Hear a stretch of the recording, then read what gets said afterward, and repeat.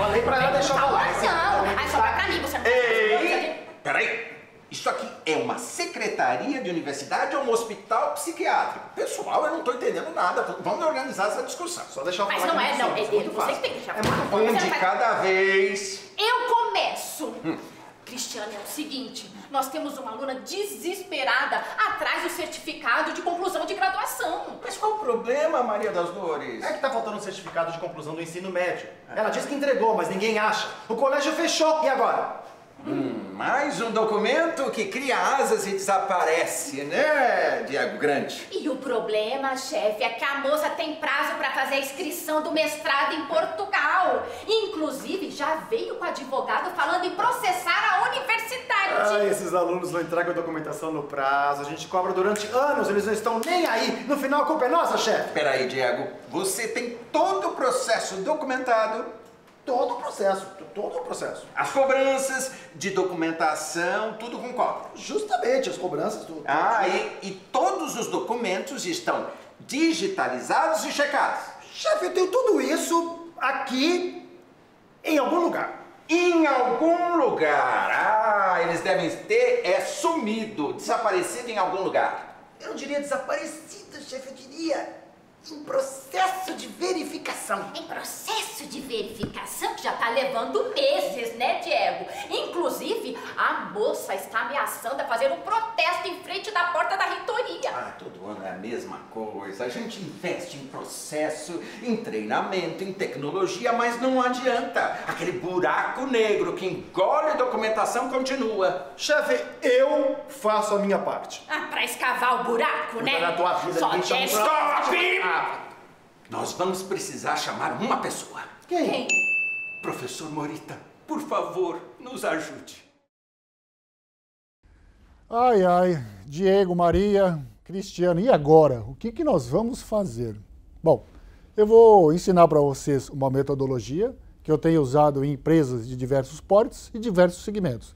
Aliás, Cristiano, você lembra daquele papo que nós tivemos lá no Seu Zé ali, enquanto tomávamos um café? E você falou de tudo que estava se passando na Secretaria Central, da desorganização, dos documentos que somem, dos processos que estão sempre em verificação.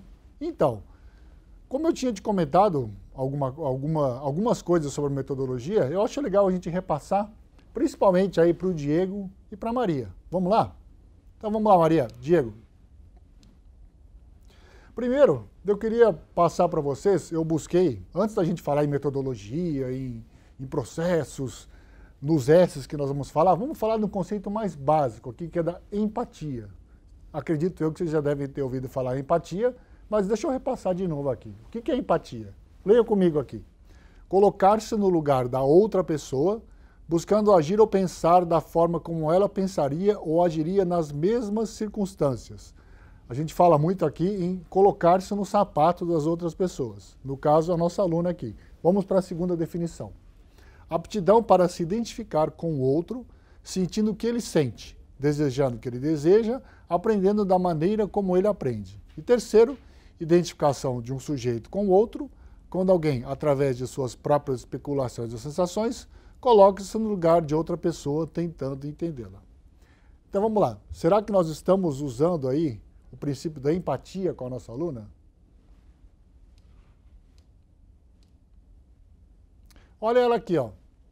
Essa deve ser a cara dela, né? Pedindo ajuda para todos. E aí, quais seriam as respostas que ela daria para essas perguntas tão básicas aqui? Vamos ver. Responda comigo. Como será que a aluna está se sentindo após passar vários anos na universidade e estar prestes a perder seu mestrado em Portugal, conseguido às duras penas? Você sabe o que está por trás da história dela? Talvez ela tenha lutado muito para conseguir esse mestrado, trabalhado, passado várias noites e, depois de 5 ou 4 anos aqui, não consegue o documento que ela tanto precisa. Segunda pergunta. Qual será a sua percepção da organização do Mackenzie? Não responde não. Terceira, o que será que está falando com seus amigos e nas redes sociais a nosso respeito? Também é melhor vocês não pesquisarem, porque não deve ser algo legal. E quarta, será que ela abrirá um processo na ouvidoria? E você sabe que quando abre-se um processo na ouvidoria, é um sai de baixo. Então, olhando essas 4 perguntas, Como é que será que está o índice de satisfação dessa aluna aqui? Tá? Porque no final do dia, essa aluna, assim como a maioria ou todos os nossos alunos, são os nossos clientes aqui na universidade. Acredito eu que ela deve pontuar uma nota muito baixa ali, sendo uma detratora da marca Mackenzie. Mas, vamos lá. Eu vou contar um pouquinho de história para vocês sobre a nossa filosofia que nós vamos implementar, mas acho que é legal primeiro contar de onde ela surgiu e por que ela surgiu. Vamos falar um pouquinho do Japão, depois da Segunda Guerra. O Japão ele foi derrotado na Segunda Guerra e não sobrou muita coisa ali. Terra arrasada, pessoas passando fome, empresas quase falidas. E naquele tempo também, a fama dos produtos japoneses era talvez como a fama dos produtos chineses há algum tempo atrás. Ninguém queria produto japonês, que o produto japonês era ruim e quebrava. Até que tudo mudou com esse guru, chamado Deming, é um americano estatístico, que foi para lá ensinar algumas técnicas para os japoneses e ajudá-los na recuperação do país. Era um americano. E aqui uma frase do Deming, que ficou célebre. O mundo inteiro conhece bem o milagre do Japão e sabe que este milagre começou com o choque em 1950. Além disso, a qualidade dos bens de consumo japoneses era negativa, de produtos mal feitos e baratos. Subitamente, a qualidade e a confiabilidade deram um salto e em 54 tinham ganho mercados no mundo inteiro. O que de lá para cá aconteceu, nós já sabemos, o Japão ele virou uma potência e, por exemplo, nos Estados Unidos, inundou ali a indústria automobilística com os produtos da marca japonesa. E aí um novo modelo de produção, é o que nós chamamos de toyotismo, que veio lá da Toyota, que é um modelo de produção que se estabeleceu ali no país. O que esse modelo fala? Ou, aliás, antes de falar dos modelos, vamos ver quais foram os pilares que levaram esse sucesso aí dessa indústria no Japão. 3 pilares básicos: a pátria, a família e o trabalho. Mas o que isso tem a ver com o método japonês? O primeiro era a pátria. Então, os japoneses sempre foram muito patriotas. Essa é uma foto dos kamikazes. Então, eles davam a própria vida derrubando seus aviões. Voltando um pouco na história, tínhamos samurais também. Então, era um povo que devota muita paixão aí para sua pátria, que naquela época, com o Japão derrotado, eles precisavam, então, ter um amor à pátria para erguê-la de novo. A segunda aqui é a família, vocês vão falar que a minha família não é não. Tá? Então, a família aqui no Japão é bastante importante, o núcleo familiar, tá? onde tudo acontece. Lá as relações são muito sólidas, do filho que cuida do pai, da esposa, do marido. Então, é um núcleo muito importante ali. E o terceiro núcleo é o trabalho vitalício que existe por lá. Então, há uma força muito grande para o trabalho, uma importância muito grande, e as pessoas, em geral, entram numa empresa e permanecem lá a vida inteira dedicando a sua vida. Então, foram esses 3 pilares, a pátria, a família e o trabalho, que propiciaram aí colocar esse método japonês em prática. E aqui algumas características, eu vou abordar rapidamente elas. A primeira, a mão de obra era multifuncional e qualificada, ou seja, um funcionário, diferentemente da época da Ford, que só fazia uma coisa, aqui o funcionário ele faz várias coisas ao mesmo tempo. Ele é muito mais qualificado e tem várias coisas a se fazer, não apenas aquela única coisa. O sistema é flexível, ajustado à demanda.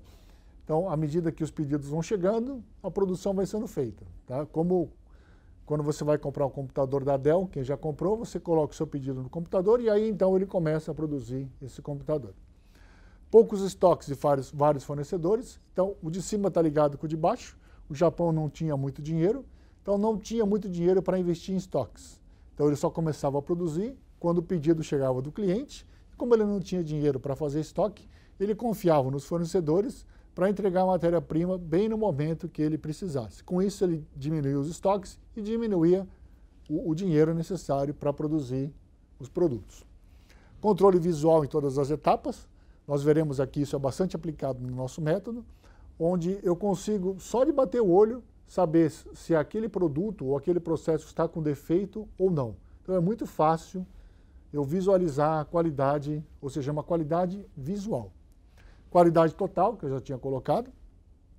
Just in time, que eu já tinha falado também, que é o produto certo, na hora certa e na quantidade certa. E muito baseado em pesquisas de mercado para ver o que o consumidor queria. Então, esse é o arcabouço da nossa teoria. Acho que é importante a gente, nessa introdução, comentar para vocês de onde tudo surgiu e de onde vem toda essa cultura, essa análise.